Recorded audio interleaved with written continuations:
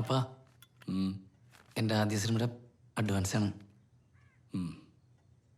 അത് കയ്യിൽ വെച്ചോ.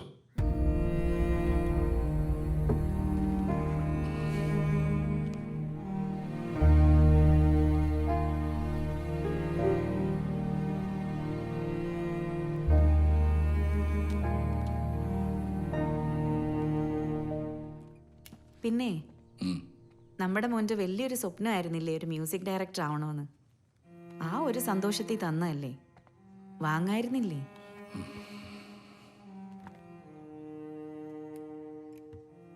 അവൻ ആഗ്രഹിച്ചിടത്ത് അവനെത്തുന്നു.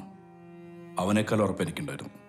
പിന്നെ അവൻ അധ്വാനിച്ച കാശ് അവൻ്റെ കയ്യിൽ തന്നെ ഇരിക്കുന്നതല്ലേ നമ്മുടെ സന്തോഷം.